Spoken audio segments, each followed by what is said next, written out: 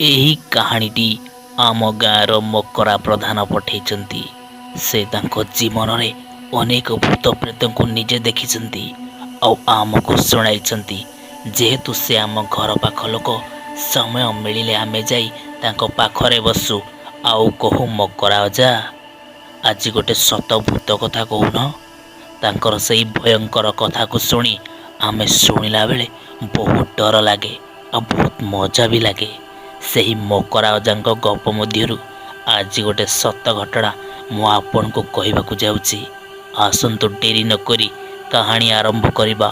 ଆଉ ହଁ, ଯଦି ଏପର୍ଯ୍ୟନ୍ତ ଆମ ଚ୍ୟାନେଲକୁ ସବସ୍କ୍ରାଇବ୍ କରିନାହାନ୍ତି, ଏବେ ହିଁ କରିଦିଅନ୍ତୁ, ଯାହାଦ୍ୱାରା ପ୍ରତିଦିନ ନୂଆ ନୂଆ ଭୂତ ପ୍ରେତଙ୍କର ସତ କଥା ଶୁଣିପାରିବେ। ମକରା ଅଜା କହିବା ଆରମ୍ଭ କଲେ, ମୁଁ ସେଦିନ ଅଫିସରୁ ଫେରୁଥାଏ। ଅଫିସରେ ସେଦିନ ଆମ ହେଡ୍ ସାର୍ଙ୍କ ଜନ୍ମଦିନ ହୋଇଥିଲା। ତେଣୁ ଅଫିସରେ ଜନ୍ମ ପାଳନ କରାଗଲା। ଜନ୍ମଦିନରେ ଭୋଜି ବି ଗୋଟେ ଆୟୋଜନ କରାଯାଇଥିଲା।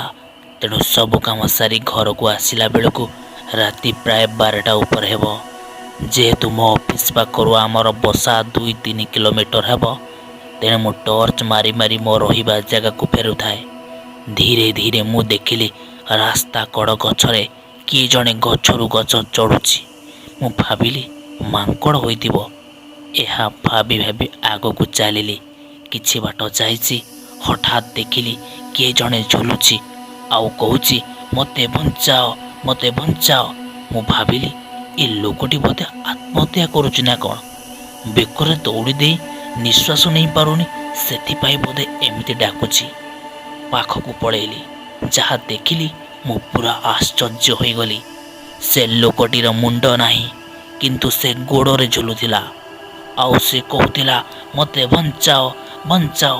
ମୁଁ ଏଥର ଜାଣିଗଲି ଏ କେଉଁ ପ୍ରେତାତ୍ମାର କାମ। ତେଣୁ କ'ଣ କରିବି କିଛି ଜାଣିପାରୁନଥାଏ। ପାଖରେ ଟର୍ଚ୍ଚ ଲାଇଟ୍ ଥାଏ ମଧ୍ୟ। ମଧ୍ୟରାତ୍ରିରେ କେହି ବି ଲୋକ ନଥାନ୍ତି।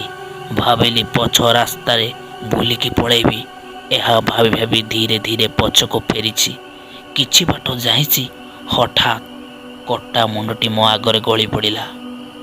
ଆଉ ଦେଖିଲା ବେଳକୁ ଯେଉଁ ଶରୀରଟି ଗଛରେ ଝୁଲୁଥିଲା, ତାହା ଧୀରେ ଧୀରେ ଆସି ମୁଣ୍ଡକୁ ହାତରେ ଧରି ମୁଣ୍ଡ ଗଣ୍ଡି ଏକାଠି ହୋଇଗଲା।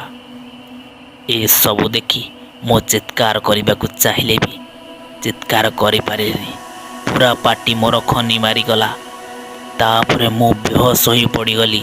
କିଛି ସମୟ ପରେ ଚେତା ଫେରିଲାରୁ ମୁଁ ଦେଖିଲି ମୋତେ କିଏ ସବୁ ଟାଣିକି ନେଉଛନ୍ତି ଏକ ଭୟଙ୍କର ଜଙ୍ଗଲ ଭିତରକୁ, ଯେଉଁଠି ହାତ ଗୋଡ଼ଗୁଡ଼ାକ ମୋର ଛିଣ୍ଡିକି ରକ୍ତାକ୍ତ ହୋଇଯାଇଥିଲା।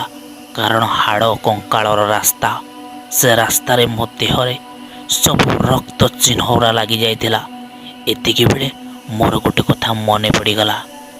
ଶ୍ରୀମଦ୍ ଭଗବତ ଗୀତାର ଆବୃତ୍ତି କଲେ ଏଭଳି ଭୟଙ୍କର ଶକ୍ତି ଦୂରେଇ ଯାଏ।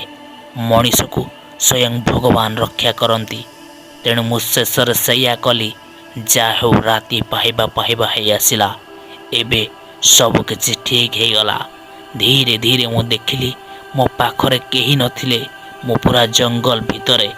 ଏଥର ଧୀରେ ଧୀରେ ଆସିଲି ରାସ୍ତାକୁ ଆଉ ଲୋକଙ୍କୁ ଡାକିଲି, ମୋତେ ଟିକେ ନେଇ ମୋ ଘରେ ଛାଡ଼ି ଆସ। ତାପରେ ସେଇଆ ହିଁ ହେଲା। ଯାହା ହେଉ, ମୁଁ ସେଦିନ ବଞ୍ଚିଗଲି। ଏବେ ବି ମୁଁ ଶୁଣିବାକୁ ପାଏ ମଧ୍ୟରାତ୍ରିରେ ସେ ପ୍ରେତାତ୍ମାଟି ବାହାରେ। ସେଠି କୁଆଡ଼େ ସେ ଝିଅଟାକୁ ମାରି ଦେଇଥିଲେ। କିଛି ଲୋକ ମିଶି ସେ ଝିଅକୁ ମାରି ଦେଇଥିଲେ, ଯାହାଫଳରେ ସେ ଝିଅଟି ପ୍ରେତାତ୍ମା ହୋଇ ଏବେ ବି ଯିଏ ରାତିରେ ଏକୁଟିଆ ଯାଏ ସେ ରାସ୍ତାରେ ଗଛ ଉପରୁ ଝୁଲିକି ତାଙ୍କ ବେକକୁ ଧରିକି ରକ୍ତ ଶୋଷିବା ଆରମ୍ଭ କରିଦିଏ। ଯାହା ହଉ, ଏହିଭଳି ସତ ଘଟଣା ଆପଣମାନଙ୍କୁ ଶୁଣାଇବାର ଆମର ଥିଲା। ଯଦି ଆପଣ ଶୁଣିବାକୁ ଚାହୁଁଛନ୍ତି ଆହୁରି ଅନେକ ଭୟଙ୍କର ଭୂତ ପ୍ରେତ ଘଟଣା, ତାହେଲେ ଆମ ଚ୍ୟାନେଲକୁ ସବସ୍କ୍ରାଇବ୍, ଲାଇକ୍, ସେୟାର କରିବାକୁ ଭୁଲନ୍ତୁ ନାହିଁ।